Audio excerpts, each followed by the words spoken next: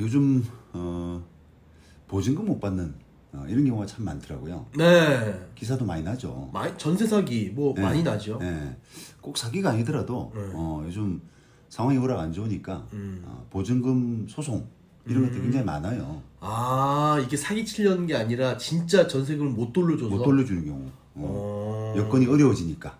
이렇게 가격이 떨어지니까. 가격이 떨어지고 그다음에 전세금도 낮아지고 새로운 세입자 구하기도 힘들고 그렇다고 뭐 대출 받기도 어렵고 뭐 이런 거 있잖아요. 대출도 어렵죠. 네. 이자도 올라가고. 그러니까요.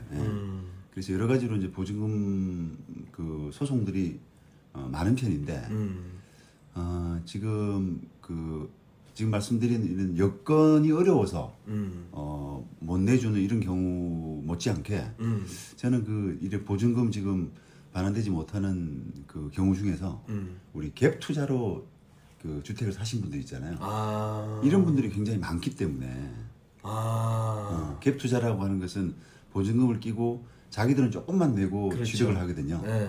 그걸 이제 투자로 보고 값이 오르면은 그 차익을 챙기려는 그런 투자 방법인데 그게 이제 예상에서 빗나가 버리니까 그 보증금 그 반환 그 부분에서 이제 애를 먹는 겁니다. 그러면 그 갭 투자한 사람들은 한두 채가 아니겠네요. 이제 그건 경우에 따라서 다르죠. 자기 사정에 따라서 갭 투자를 뭐 한두 채 한 사람도 있고 또 직업적으로 뭐 엄청나게 많이 한 뭐 하나에 1,000만 원씩 들어간다라고 하면은 그 1,000만 원은 1억이면 10채를 투자할 수가 있지 않습니까? 그러니까요. 그런 식으로 뭐 투자한 사람도 있고 합니다만 그런 갭 투자가 뭐 최근 몇 년 사이에 엄청나게 그 유행을 했거든요. 그렇죠. 예, 그래서 이제 그 결과물로 지금 보증금 반환 사고가 많지 않나. 그게 아마 이제 게다가 이제 그 여건이 지금 막 어려워지니까 이자가 오르고 가격이 내리고 하는 그런 부분 때문에 여건이 어려워지니까 그게 뭐 서로 겹쳐가지고 지금 폭발하는 게 아닌가 그런 생각이 듭니다. 자, 그런데 이제 이런 상황에서 그 오늘 드리고 싶은 말씀은 세입자들이 이제 보증금을 그럼 어떻게 받아야 되냐. 이게 뭐 보증금 그 못 받게 되면 민사소송해서 뭐 소송하는 것은 뭐 당연한 방법인데. 네. 근데 그거 가지고 지금 그 예를 들어서 갭 투자로 이렇게 그 시세하고 뭐 보증금하고 그 육박하는 이런 집들. 그런 집들에 대해서 보증금을 소송 판결 받아봐야 뭐 남는 게 없잖아요. 그렇죠. 경매 치더라도 또 가격이 좀 내려가고 하면 보증금 그 일부 손해는 불가피하지 않습니까? 그러니까 이제 그런 그 상황에 놓인 세입자들이 어떻게 하는 것이 좋으냐. 이게 이제 참 고민거리일 수밖에 없어요. 그렇죠. 또 손해를 좀 만회할 방법이 없잖아요. 맞습니다. 그래서 이게 그 하나의 또 방법이 될 수는 있는데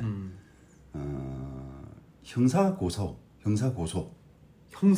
네, 형사고소. 보통은 보증금을 못 돌려받았다고 그래서 형사까지는 아니잖아요. 그렇죠. 사기로 뭐 형사고소하는 것이 쉽지는 않은데요. 또 그렇게 고소해봐야 보통 경찰서에서는 그게 그 단순한 민사 문제다. 그래서 형사사건으로 취급을 안 해줬거든요. 근데 최근 들어서 이제 아까 말씀드린 갭 투자, 특히 이제 갭 투자 사기, 갭 투자 전세 사기, 그냥 단순한 갭 투자를 넘어서 갭 투자 전세 사기까지 가는 경우가 많이 있기 때문에 그렇죠. 만약에 내 집주인이 그렇게 아주 일을 크게 벌려놓은 사람, 그러니까 투자 차원에서 막 수십 채를 사고 보증금을 안 갚을 요량으로 막 가격 내리면은 그냥 나는 그냥 날리겠다. 그렇게 작정하고 한 사람이다 라는 것이 밝혀지려면 형사 고소밖에 없어요. 민사재판으로는 그게 이제 드러나지가 않거든요. 그래서 만약에 판단해 보시고 자기 집주인이 그런 쪽에 가까운 사람이다. 갭으로 여러 채를 막 사놨다. 그런 느낌이 든다. 그러면 그건 한번 형사 고소해 보시는 것도 지금으로서는 좋은 방법이라고 생각을 합니다. 형사가 되나요? 이게? 이제 조사를 해봐야죠.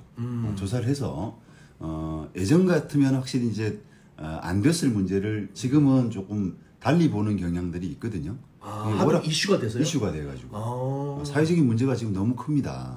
이 갭투자 전세 사기가 그러다 보니까 그 임대인 되는 사람을 조사를 해서 만약에 그 사람이 수십 채씩 이렇게 해왔던 사람이다. 그리고 해필 다른 사건들도 다른 임대차 목적물들도 다 그런 식으로 약간 민사로 막 보증금이 반환이 안 돼 있더라. 그게 조사가 된다라고 하면은 그 사람은 형사 문제가 되는 사람이죠. 그렇다 그러면 그때서야 아마 어디 빌려서라도 돈을 해결해 줄. 왜냐면 깜빵 가기 싫으니까. 또 민사는 오래 걸리니까 미룰 수 있지만 형사는 바로 또 이렇게 막 들어오고 경찰서 조사 나오라고 하니까. 예, 뭐 민사는 이제 오래 걸린다는 그 부분보다는 단순한 채권 채무의 문제이기 때문에 감옥 가지는 않잖아요. 예. 그냥 신용불량은 신용불량대로 그냥 하지 뭐. 뭐 이런 식의 태만할 수가 있는데 형사는 아까 이제 잘못하면 감옥 가야 되는 그런 문제로까지 이어지기 때문에 그거는 이제 바짝 긴장을 합니다. 임대인도. 그래서 없는 돈이라도 어떻게 모아서 그 사람 임차인의 돈을 해주겠군요. 그렇습니다. 예. 그게 이제 어떻게 보면 투자의 올바른 자세거든요. 투자는 이제 뭐 수익, 손실 이런 부분이 이제 따르게 되는데 자기 책임을 져야 될 거 아닙니까? 근데 이제 아까 말씀드린 것처럼 뭐 수익은 바라보고 손실은 회피하려고 하는 책임 안 지려고 하는 이런 약간 무책임한 투자 이런 부분들이 지금 팽배해 있어요. 맞습니다. 그리고 이제 심지어 이제 그 제가 그 뭐 학원 강의 이런 데서도 그 갭 투자를 막 권유를 하면서 부추기면서 이제 그 이야기를 하는 겁니다. 똑같이 가격이 오르면은 수익률이 뭐 100%다 뭐 이런 식으로 하고 단기간에 100% 오른다. 대신에 가격이 내리게 되면은 물론 가능성은 낮지만 가격이 내리게 되면은 그 부분은 그냥 그 보증금을 안 갚아버리고 뒤로 물러서게 되면은 세입자가 알아서 그걸 뭐 경매로 가져가든지 아니면 그냥 자기한테 넘기라고 경매 넘어가면 손해 보니까 그 물건을 넘기라고 해서 세입자가 떠안게 된다. 그래서 그런 방법으로 잘 해결될 것이다라고 이렇게 부추기는 그런 학원들이 참 많이 있어요. 저는 이제 뭐 그런 변호사도 봤는데요. 변호사가 심지어 이제 그런 이야기를 하면서 그거를 약간 어떻게 보면 투자 비법? 예. 자기만의 투자 비법을 알려주는 것처럼. 예. 그렇다고 하더라도 법적인 문제는 없어요. 이걸 이제 변호사가 이런 이야기를 하고 다니는 사람들이 있습니다. 그러면 형사가 안 될 거니까. 그렇죠. 민사니까. 형사 문제까지는 안 가니까 그냥 자신 있게 하셔도 된다. 이런 건데 그게 아까 제가 말씀드린 것처럼 지금은 아닐 수 있다. 그 금액이 피해 금액이 크고 피해자가 많고 이렇게 되면 그거는 그 형사 문제로도 이어지고 처벌받을 수 있는.